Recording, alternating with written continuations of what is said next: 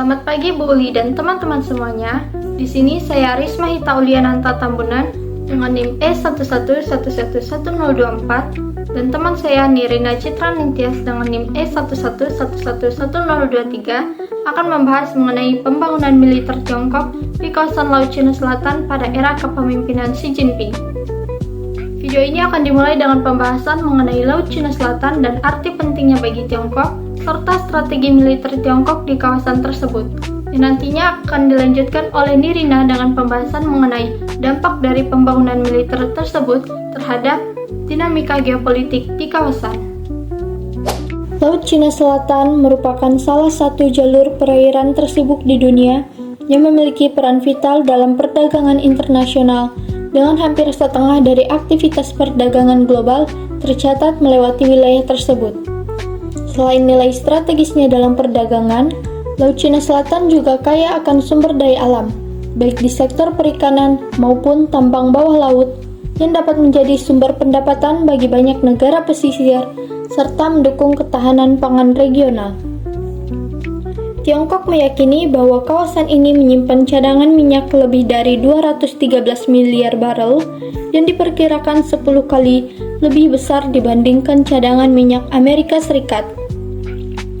Karena nilai strategis dan ekonominya yang tinggi inilah, berbagai negara yang memiliki klaim terhadap wilayah ini berupaya menjaga kepentingannya dengan berbagai cara, tidak terkecuali Tiongkok. Klaim Tiongkok atas Laut Cina Selatan didasarkan pada konsep Nine Dash Line, yaitu garis 9 putus-putus yang pertama kali diperkenalkan oleh pemerintah Republik Tiongkok pada tahun 1947 dan kemudian diadopsi oleh Republik Rakyat Tiongkok.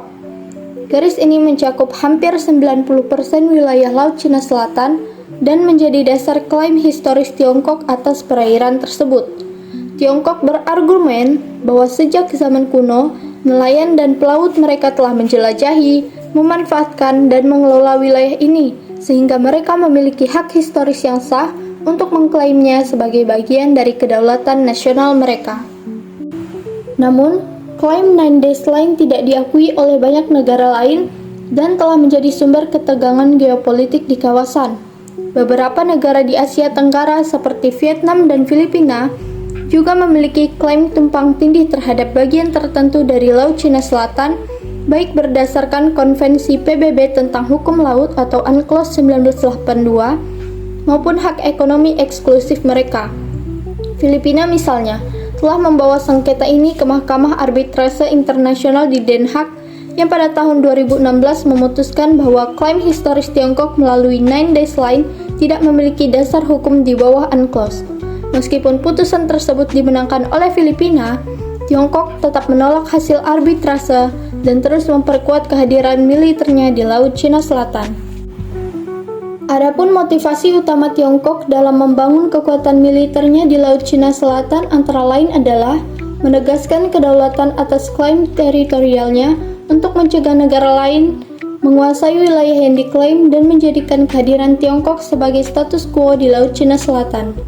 Mengamankan jalur perdagangan dan pasokan energi dengan memastikan arus perdagangan dan impor energi tetap aman serta tidak dikendalikan oleh kekuatan asing. Menyaingi kekuatan Amerika Serikat dan sekutunya di kawasan Indo-Pasifik guna mengurangi dominasi AS dan memperkuat posisi Tiongkok sebagai kekuatan utama di kawasan. Dan yang terakhir adalah meningkatkan kemampuan militer untuk menghadapi potensi konflik di masa depan dengan mempersiapkan diri menghadapi kemungkinan konfrontasi dengan negara lain serta memperkuat daya tawar dalam negosiasi geopolitik.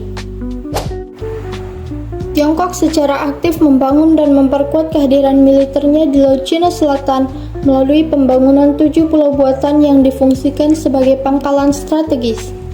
3 di antaranya yang paling signifikan adalah Pulau Karangsubi, Missive Reef, dan Fiery Cross.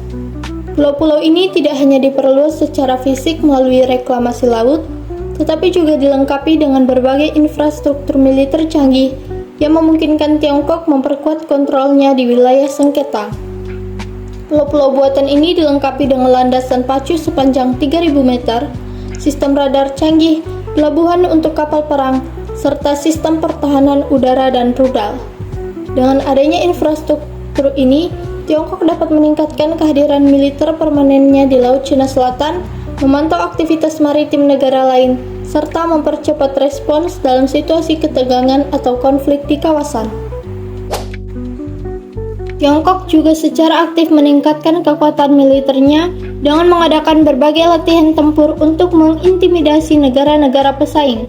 Modernisasi militer yang dilakukan oleh Tiongkok ini mencakup berbagai aset strategis, diantaranya adalah kapal induk seperti Shandong dan Liaoning yang memungkinkan proyeksi kekuatan udara di wilayah sengketa, kapal perusak dan fregat modern yang dilengkapi dengan sistem radar canggih dan persenjataan jarak jauh, kapal selam serang bertenaga nuklir yang meningkatkan kapabilitas perang bawah laut dan deteren strategis, milisi maritim yang terdiri dari kapal nelayan bersenjata dan dikendalikan oleh pemerintah untuk mengintimidasi kapal asing di perairan sengketa, drone pengintai yang digunakan untuk pemantauan jarak jauh dan pengumpulan data intelijen, rudal anti kapal seperti yang dirancang untuk menargetkan kapal perang musuh termasuk kapal induk AS, dan sistem pertahanan udara yang memberikan perlindungan terhadap serangan udara dan rudal lawan di wilayah sengketa.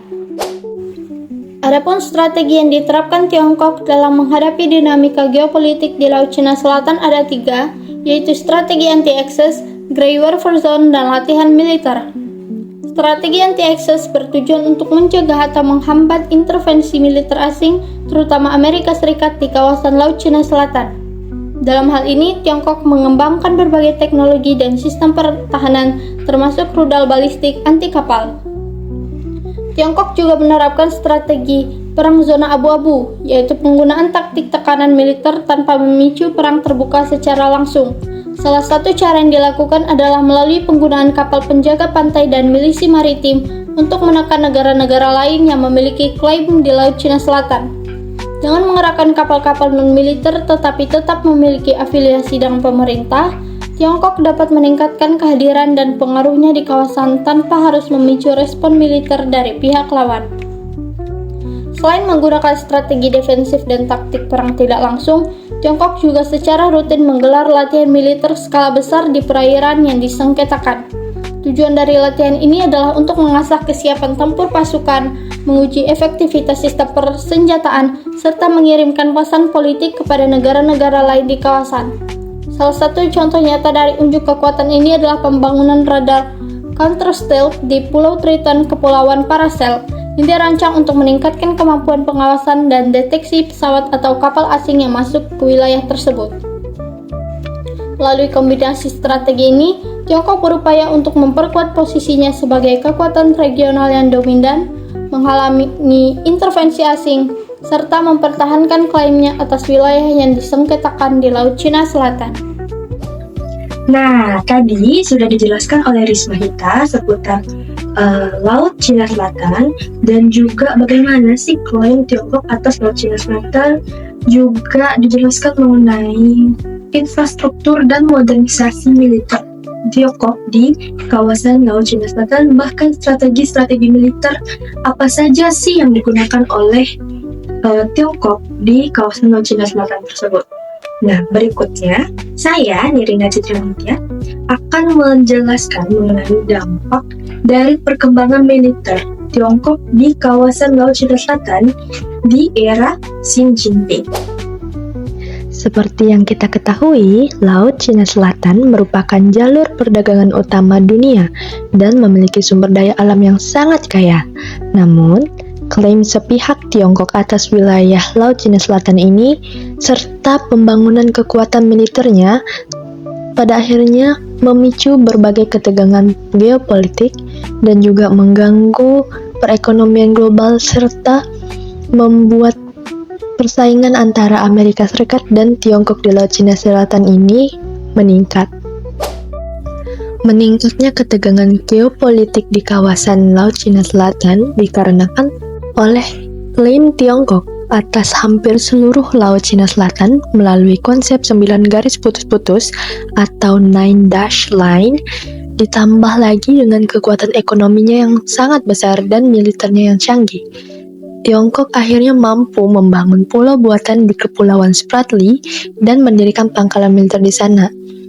Nah, Langkah tersebut tidak hanya memperkuat posisi strategis Tiongkok, tetapi juga dapat memicu konflik dengan negara-negara ASEAN yang memiliki klaim serupa seperti Vietnam, Filipina, dan Malaysia. Nah, jika ketegangan tersebut terus berlanjut, maka risiko konflik berskala besar pun semakin meningkat. Terhadap ekonomi global, adanya kehadiran militer Tiongkok di kawasan Laut Cina Selatan menyebabkan kebebasan navigasi dan penerbangan bisa terganggu, sehingga menyebabkan risiko terhadap stabilitas ekonomi global. Mengingat Laut Cina Selatan ini yang merupakan jalur perdagangan internasional yang menghubungkan Eropa, Amerika, dan Asia. Sehingga, jika akses perdagangan terganggu, maka akan terjadi kenaikan biaya logistik, penurunan perdagangan, bahkan ancaman terhadap pertumbuhan ekonomi negara-negara yang bergantung di jalur tersebut. Pembangunan fasilitas-fasilitas sipil dan militer laut dan udara Tiongkok di kawasan Laut Cina Selatan telah mengundang Amerika Serikat untuk menunjukkan kekuatan militer pada skala awal. Misalnya secara demonstratif dengan mengirim pesawat-pesawat militer dan kapal-kapal perangnya. Kemudian berlanjut pada sengketa diplomatik tingkat tinggi yang mengacu pada pernyataan-pernyataan saling serang antara pemimpin nasional Amerika Serikat dan Tiongkok. Kemudian terdapat pula mobilisasi persenjataan militer berat yang mengacu pada pengiriman kapal-kapal induk Amerika Serikat. Selain latihan militer Tiongkok di perairan Laut Cina Selatan, ditambah lagi dengan pembangunan aliansi militer oleh Amerika Serikat yang mendapatkan dukungan dari negara-negara besar seperti Inggris, Jepang, Australia, dan India untuk mendukung Amerika Serikat untuk menjaga kebebasan navigasi laut dengan kekuatan militer.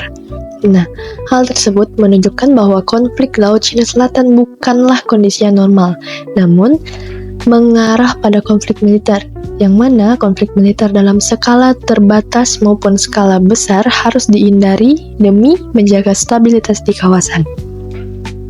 Kesimpulannya, perkembangan militer Tiongkok di Laut Cina Selatan menunjukkan bahwa modernisasi militer dan strategi yang diterapkan oleh Tiongkok bertujuan untuk menegaskan kedaulatan, mengamankan jalur perdagangan, serta menghadapi potensi intervensi asing, khususnya dari Amerika Serikat dan sekutunya. Pembangunan infrastruktur militer seperti pulau buatan, penguatan angkatan laut, tentara pembebasan rakyat, serta penerapan strategi-strategi militer oleh Tiongkok adalah untuk memperkuat posisi Tiongkok di wilayah tersebut. Nah, namun dampak dari ekspansi militer tersebut bukan hanya berpengaruh pada stabilitas regional, tapi juga pada ketegangan geopolitik, ekonomi global, dan persaingan strategis antara Tiongkok dan Amerika Serikat. Sengketa dengan negara-negara ASEAN yang juga memiliki klaim di Laut Cina Selatan semakin meningkatkan risiko konflik.